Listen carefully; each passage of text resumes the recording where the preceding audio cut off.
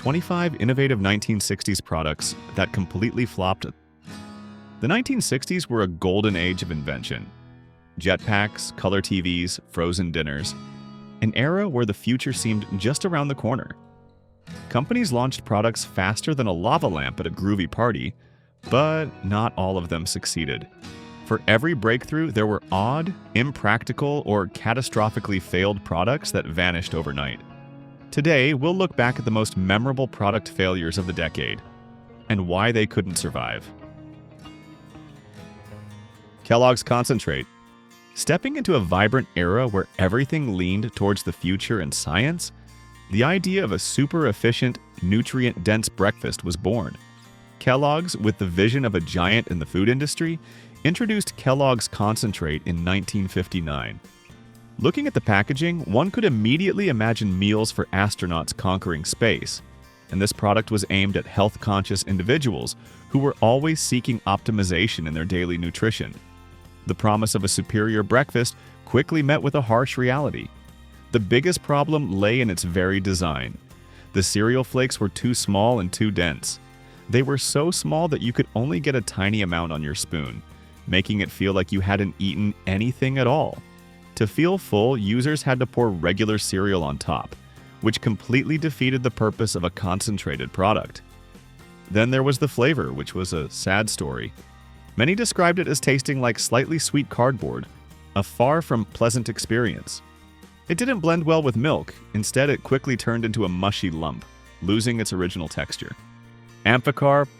The 60s, when imagination soared and technology seemed limitless, who wouldn't dream of driving straight from the asphalt road into a calm river without stopping or changing vehicles? The Amphicar made that dream a reality, at least in theory. This was a unique car that could float and move on water like a boat. The idea sounded brilliant, promising to usher in a new era for adventurous trips and exciting weekend getaways. In reality, the Amphicar faced countless problems trying to do both roles well. Its speed on water was a mere 7 knots an hour, so slow that you could swim faster. Worse still, water frequently leaked into the cabin, turning every river trip into a wet and uncomfortable experience. Steering with a rudder on water was also not easy, feeling like trying to paddle a boat with a spoon, lacking precision and control. Mechanics complained about its unusual and complex design, making maintenance a nightmare. Owners had to face the fear of double maintenance costs, one for the car part and one for the boat part. True enthusiasts loved them for their distinctiveness, but for everyday drivers, the Amphicar completely failed to meet expectations. Ford Cougar 406 concept car. In the innovative 1960s, Ford, one of the biggest names in the automotive industry, also wanted to help shape the future. They unveiled a bold concept car, the Ford Cougar 406 concept car. This was a design masterpiece with a futuristic style, featuring a long, low body and, notably, an airplane-style cockpit equipped with 2 unique bubble glass domes. The car looked as if it had stepped straight out of a science fiction movie, promising an entirely new, stylish, and distinctive driving experience. At auto shows, the Cougar 406 was certainly a highlight, attracting all eyes and sparking imagination about the roads of the future. Like many overly ambitious ideas, the impressive appearance couldn't hide its practical limitations. The biggest problem with the Cougar 406 lay in its bubble glass dome design. Inside, the car became as hot as a greenhouse, especially in sunny conditions, making it uncomfortable for occupants. Additionally, visibility from the cockpit was very poor, seriously affecting driving safety. Consumers at the time, while loving agility and sportiness, also wanted a safe, spacious, and practical car for daily life. The Cougar 406, with all its uniqueness, could not meet those basic criteria. Maxwell House instant coffee tablets. In the space age, when everything tended to be miniaturized for greater convenience, Maxwell House experimented with a bold idea for coffee. They introduced Maxwell House instant coffee tablets, small compressed tablets that you just dropped into hot water to make a quick cup of coffee. This idea sounded great, especially for people on the go, busy travelers who wanted to enjoy coffee anytime, anywhere without the need for complex filters or machines. It promised a revolution in coffee consumption, turning it into an instant, fuss-free experience. However, reality proved that taste could not be sacrificed for convenience. These tablets did not dissolve evenly in water. Instead, they left gritty lumps floating in the cup, making the coffee drinking experience unsightly and unappealing. But the biggest problem was the taste. It was a disaster. The coffee tasted bitter and metallic, making the drinker feel like they were drinking boiled dust rather than a real cup of coffee. Advertisements promising richer, fuller-flavored coffee or enjoy the rich aroma completely failed to salvage this terrible reality. Portable turntables. Music was booming during this period, and vinyl records were king. The idea of taking favorite tunes everywhere, from parks, beaches to picnics with friends, was incredibly appealing. And so, portable turntables were born, promising to make this dream a reality. They were designed so you could enjoy music anytime, anywhere, carrying the vibe of a compact party with you. What a promising idea, fitting the free-spirited and open-minded ethos of the era. However, vinyl records are very finicky items. They require an absolutely flat and stable surface for the needle to glide smoothly and produce clear sound. Just a slight movement, and the needle could jump continuously like a startled cat, completely ruining the listening experience. Uneven terrain or a bumpy car ride? Absolutely disastrous.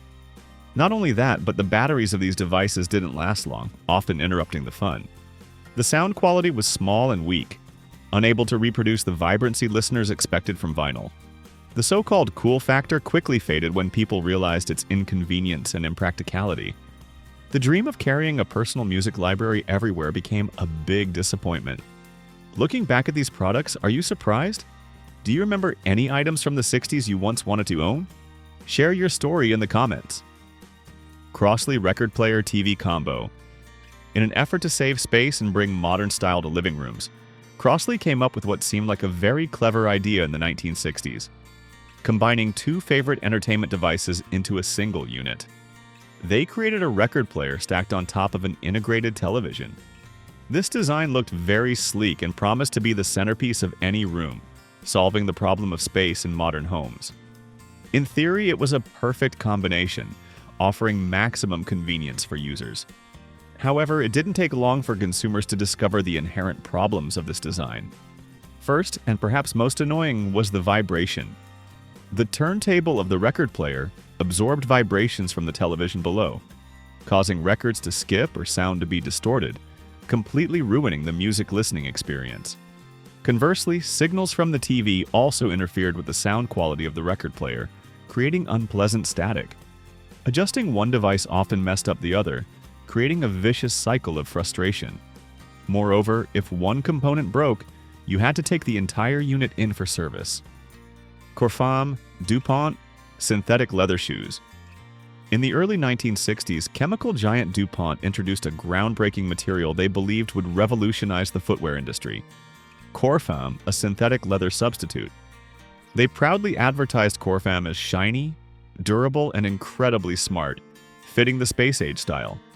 This was a promise of convenience and class, a type of footwear that required less maintenance than real leather, always retaining its perfect appearance. Fashion designers were also captivated by its novelty and potential, thinking it would be the dominant trend of the future. But the actual experience of wearing Corfam shoes was an entirely different story. Users felt as if they were stuffing their feet into plastic Tupperware containers. Corfam was completely unbreathable, causing feet to feel stuffy and sweaty after just a few hours. Not only that, they also emitted an annoying squeaking sound with every step, making the wearer the center of unwanted attention. Worse, these shoes often caused painful blisters on the feet. As news of these problems spread, customers literally ran away from stores selling Corfam shoes. Dupont poured millions of dollars into Corfam's research, development, and marketing. But within a few years, they had to quietly withdraw the product from the market. PDP-8 Computer DEC. In March 1965, a small revolution took place in the computer world with the introduction of the PDP-8 from Digital Equipment Corporation, DEC. This was the first affordable personal computer, bringing computer technology closer to small laboratories and businesses. With its 12-bit design and compact size, the PDP-8 created a fresh sensation, allowing researchers and entrepreneurs to explore ideas without incurring huge costs. Over 50,000 units were sold, finding homes in various environments from science to business. The PDP-8 was a testament to innovation and vision, but ironically, the rapid pace of technological development became its greatest enemy. In the late 1970s, faster chips and more modern personal computers began to emerge and rapidly advance. Technology progressed at a breakneck pace, and the PDP-8, though once a pioneer, gradually became obsolete. Subsequent variants like the COS variants in 1979 tried to keep the PDP-8 alive, but they quickly faced fierce competition from newer technologies. By the early 1980s, the PDP-8 had quietly disappeared from the production line. Its story is a powerful reminder that being the first doesn't guarantee lasting fame.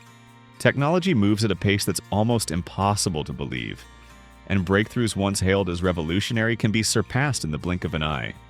The PDP-8 stood as a symbol of innovation, but it also serves as a lesson on the importance of constant reinvention and adaptation in a world where technology never stops evolving. Tab Cola, Coca-Cola. In 1963, Coca-Cola made a bold move, introducing Tab Cola, their first calorie-free cola. This was a beautiful creation for beautiful people, those who wanted to enjoy the refreshing taste of soda without worrying about sugar content. In the 60s and 70s, Tab quickly became a popular choice as many people switched from sugary sodas to this diet drink. It represented a new trend in health and lifestyle, offering an option for those concerned about their physique. However, Tab's journey was not smooth. A confusing incident regarding saccharin labeling, an artificial sweetener, temporarily slowed Tab's growth momentum. Although later studies clarified and proved saccharin to be safe, the initial concerns somewhat affected consumer trust. Then, in 1982, a bigger competitor, Diet Coke, appeared and quickly changed market tastes. Diet Coke, with its strong brand and improved flavor, rapidly captured market share and became the leading choice for sugar-free colas. For many years, Tab built up a loyal fan base, even as overall sales gradually declined. Coca-Cola continued producing it in small batches to serve this devoted group of customers until the end of 2020, when production officially came to an end. The story of Tab Cola is a reminder that even a long-standing success can lose its place once newer, more appealing options arrive and consumer habits begin to shift. Skip It. In the 1960s, a simple yet energetic toy appeared and quickly captured children's attention. Skip It. The idea was very simple. Attach a weighted circle to your ankle, then jump over it continuously. It was a great toy, requiring coordination and energy, and children tried to keep going for as long as possible. Each one was sold separately, encouraging children to collect or challenge themselves with multiple Skip-Its at once. It brought active fun and a healthy spirit of competition. Later, the original Skip-It gradually faded as other, newer, and more exciting toys captured children's attention. The toy market is always dynamic, and new products constantly emerge to pique children's curiosity. Nevertheless, the Skip-It idea was not completely forgotten. In the late 80s and early 90s, Tiger Electronics revived Skip-It with brighter colors and added a jump counter, creating a brief craze. This innovation brought new life to the toy, bringing it back to a new generation of children. Do you have any memories of using bulky office equipment or strange tech gadgets from that era? Share them below. IBM Microfilm Copiers. In the 1960s, IBM was a giant, synonymous with advanced computers and office machines. They were leaders in technology, and every move they made was closely watched. However, at one point, IBM took a strange detour when they decided to enter the microfilm copier market. With devices like the IBM 99950 and 99540, IBM aimed to help offices process tons of documents more efficiently, aligning with the growing trend of information management.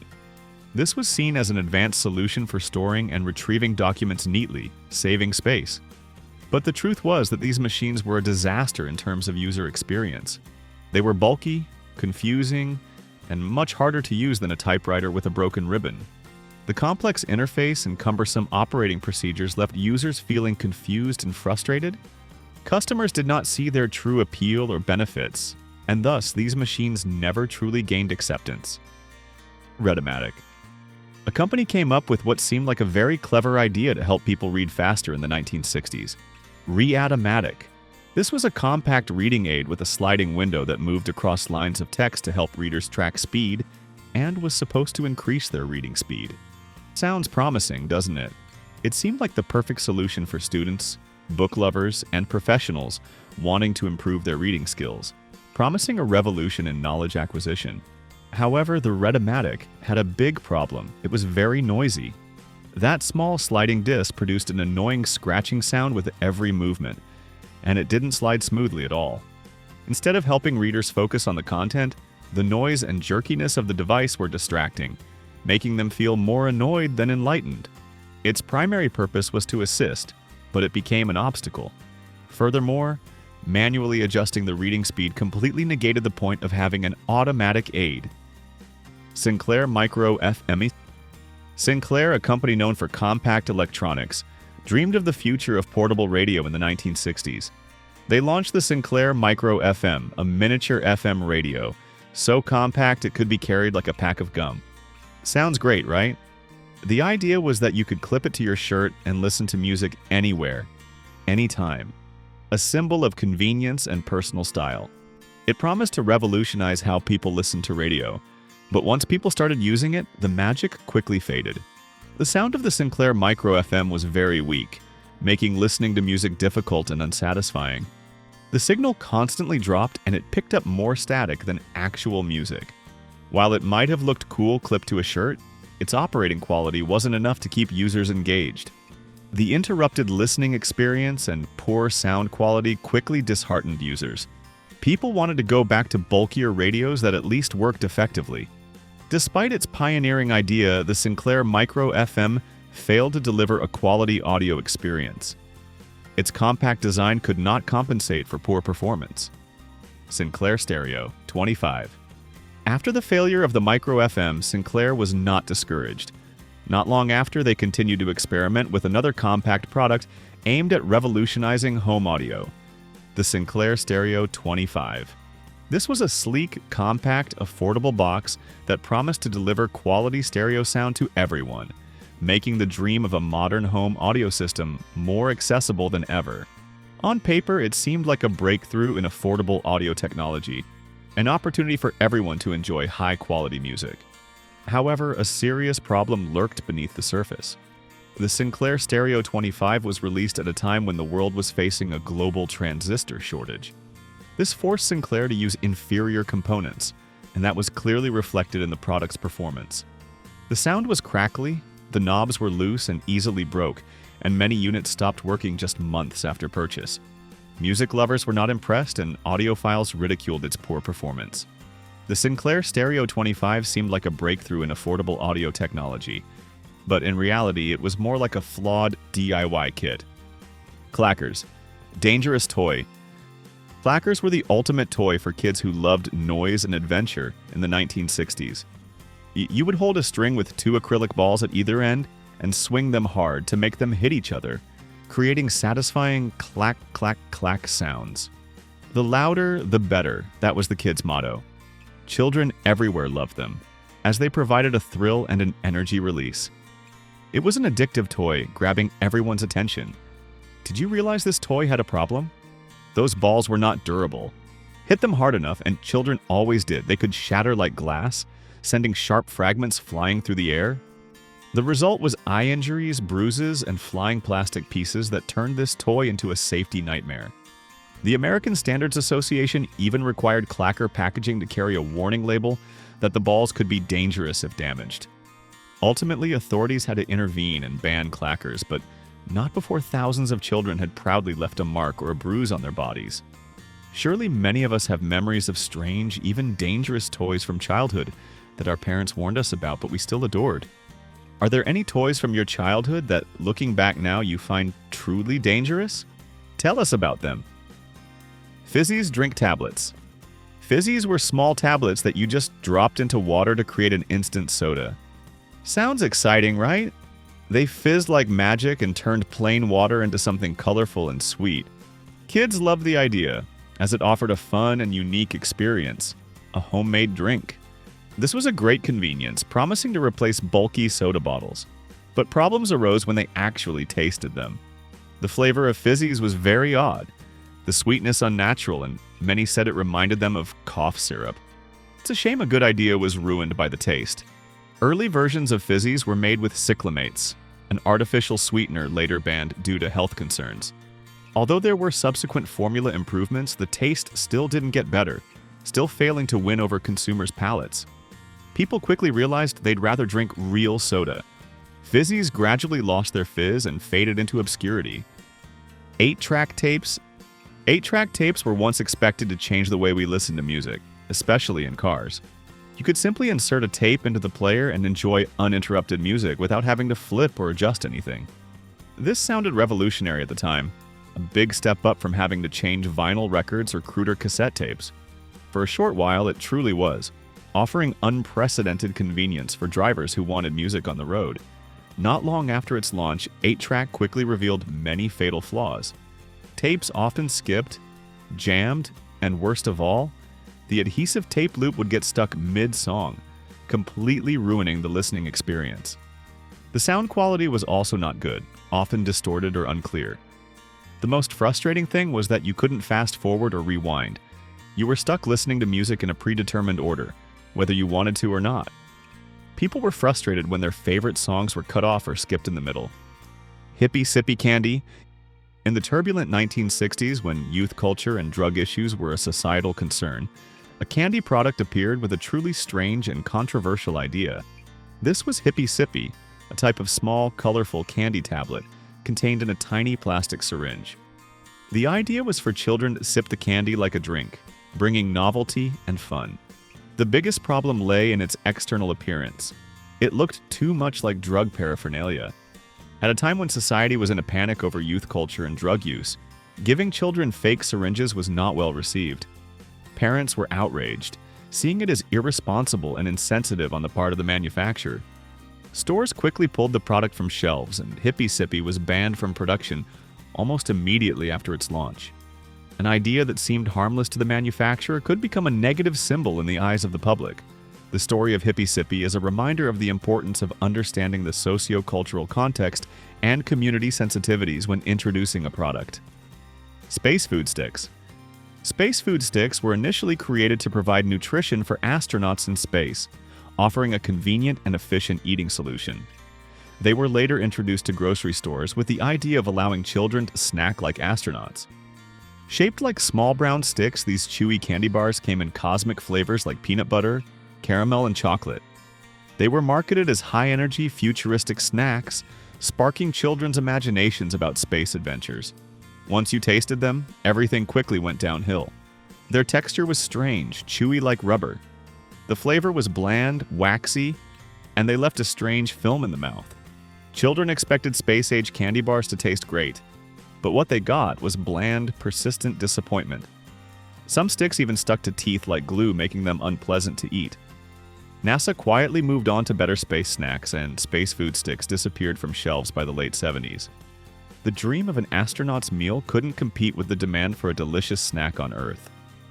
Kougall, Kraft.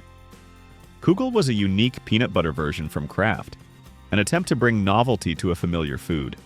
But this was not ordinary peanut butter. It came in flavors like chocolate, vanilla, banana, and cinnamon. Kougall was advertised as smooth, creamy, and delicious on bread, crackers, or almost anything. With a quirky name, a smiling mascot, and catchy jingles, Kougall piqued children's curiosity and parents' delight at its novelty. However, curiosity quickly turned into disappointment when people actually tasted it.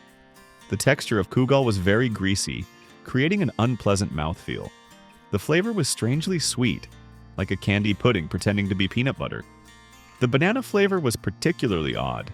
Imagine spreading a dessert-like paste on your sandwich. It didn't blend well with jam or bread, and it confused taste buds more than it satisfied them. After a short period of initial curiosity, Kougall's sales quickly declined. Muggo Lunch, Betty Crocker. Betty Crocker's Muggo Lunch sounded like the ultimate solution for a quick lunch, especially in the busy 1960s. The idea was that you just poured hot water into a mug, added the mix, stirred, and boom. You had an instant pasta lunch. Perfect for work, school, or lazy dinners. It promised convenience, a hot meal in minutes, solving the worry of preparation time. But when people actually tried Muggo lunch, the results were horrible. The pasta was either too hard or completely mushy, lacking the desired chewy texture. The sauce was thin and bland, with a strange aftertaste. It didn't feel like a real lunch at all. Betty Crocker advertised 3 delicious hot meals you could make in a mug, one portion at a time. But in reality, it was like regret in a mug. The idea of a convenient, portable meal was appealing, but the execution was sloppy. This product never truly satisfied hunger or conquered anyone's taste buds. The public realized that canned soup or fresh pasta were still more familiar and reliable options. RCATK-42 Color TV Camera. At a time when major television stations were eager to transition from black and white to color broadcasting, RCA rushed to launch the RCA-TK-42, a new generation camera expected to be a breakthrough in color television. This was an important strategic move promising to put RCA in the lead in the television technology race. However, this camera was too massive. The TK-42 was extremely large, heavy, and generated a lot of heat. Technicians even joked that it was like standing next to a space heater. It required many people to move and was almost impossible to use on location or in cramped studios. This bulkiness became a major obstacle in television production, where flexibility and mobility were crucial. Worse, its image quality was not much better than older models. It looked good on paper but failed in practice. RCA had to replace the TK-42 with more compact and reliable equipment. Dippy Canoes. Dippy Canoes were an attempt by snack manufacturers to combine 2 favorite treats, potato chips and dip, in the most creative way in the 1960s. Imagine a boat-shaped tray with potato chips on one side and dip on the other. A clever name, a cute design, it seemed like the perfect party snack. This idea promised great convenience, solving the problem of carrying multiple separate containers. Yet, when purchased and experienced, it caused more mess than magic. The dip often leaked through the thin plastic of the boat, causing unpleasant stains. As for the potato chips, they were flimsy and easily broke with each dip. Half the time you'd have to use your fingers to scoop up the fragments. Worse, the packaging was not convenient for travel. People would open their lunchboxes to find dip spilled on sandwiches and chips crushed. The idea had potential, but the product was more annoying than delicious. It didn't take long for snack lovers to abandon it and return to separate bags of chips and bowls of dip. Funny Face Drink Mix. Funny Face was a powdered drink mix similar to Kool-Aid, but adorned with amusing cartoon mascots like Goofy Grape and Freckleface Strawberry. Children loved the fun characters and its quirky flavors, while parents liked the affordable price. It promised to bring joy and refreshment, becoming an indispensable part of children's parties and playdates. Things quickly went wrong when the original names and branding were based on racial stereotypes such as Chinese cherry and Indian orange. This caused a wave of backlash in the community. Even when the names were changed, the damage was done, and the brand's image was severely impacted. Additionally, the flavor of Funny Face didn't really quench thirst. Many found them too sweet, too artificial, or simply odd. Sales plummeted, and eventually the brand disappeared from store shelves. Monkeemobile Model Kit MPC. Capitalizing on the huge popularity of the Monkees TV show, model manufacturer MPC released a build-it-yourself kit of the Monkeemobile, the band's uniquely customized Pontiac GTO. This car looked wild with its bubble windows and cartoon-like exhaust pipes. The model kit was aimed at children and fans of the band, promising fun and creativity in assembling their idol's iconic car. If you ever owned one, you'd know it turned out to be a disaster. The parts didn't fit together, the plastic was brittle and easily broken, and the assembly instructions were incredibly confusing, even for experienced model builders. Many children gave up halfway or ended up with a glue-covered mess. The poor product quality ruined the joy of assembly and the initial excitement. As the band's popularity rapidly declined in the late 60s, interest in the Monkees were sold in Japan, while only about 12,000 made it to American homes. By 1997, Apple had quietly terminated the program, and the Pippin gradually vanished from shelves and memory. If this trip down memory lane brought a smile to your face, sparking fond memories, please hit the like, share, and subscribe buttons for Back to Yesterday to reminisce about beautiful memories together. Thank you so much for watching until the very end. See you on our next journey exploring memories.